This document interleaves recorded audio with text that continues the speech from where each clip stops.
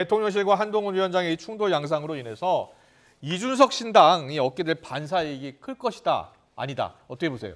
저는 뭐 크지는 않다고 봅니다. 아. 왜 그러냐면은 그렇다면은 다 뛰쳐나가서 개혁신당으로 옮겨갈 거냐. 결국은 이것과 또 대통령과 한 비대위원장의 용용 갈등과 예. 또 총선을 바라보는 당선 가능성은 또 정치적인 이건 다른 거거든요. 예. 그러면 국민의힘의 의원들이 대거 나가서 이준석 신당 개혁신당으로 갈 경우에 명분이나 당선 가능성이 있느냐 그렇지는 않아요. 아. 오히려 이게 이제 한 79일 정도 남았다면 시간이 흘러가면서 한동훈 비대위원장으로 급격히 무게 중심이 쏠릴 가능성이 이제 매우 높습니다. 아. 말 그대로 이제는 예. 국민의힘은 한동훈의 당이 되는 거예요. 네. 한동훈의 시간이 되는 거예요. 왜냐하면 아. 오늘 오전에도 TK 의원들이 모여서 예. 한동훈 위원장에 살짝 비토를 하려고 했거든요.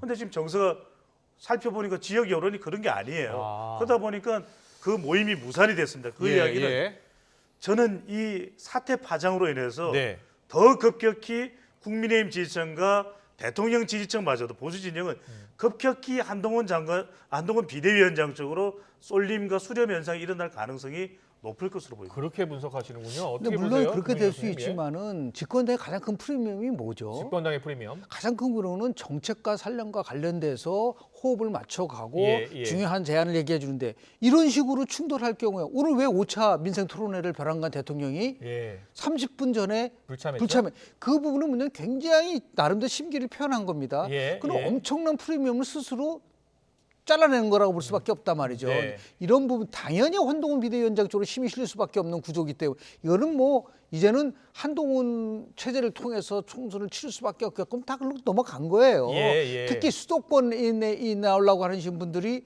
당연히 한동훈 비대위원장에다가 힘을 실어주려고 할 수밖에 없는 거죠. 예. TK와 PK는 결국 선거 막판에 되면은 뭐 지금 얘기하는 국민의힘이 어느 정도 지지를 다시 회복할 수 있다 하더라도 핵심은 전체 121석이 걸려 있는 수도권에서의 민심인데 이 수도권에 지금 출마하려고 하는 국민의힘 후보자들 같은 경우는 대통령보다는 한동훈 비대위원장과 같이 함께 선거를 치르려고 하는 욕구가 굉장히 강하기 때문에 네. 그래서 아마 수습제가 이렇게 될 수밖에 없지 않겠느냐.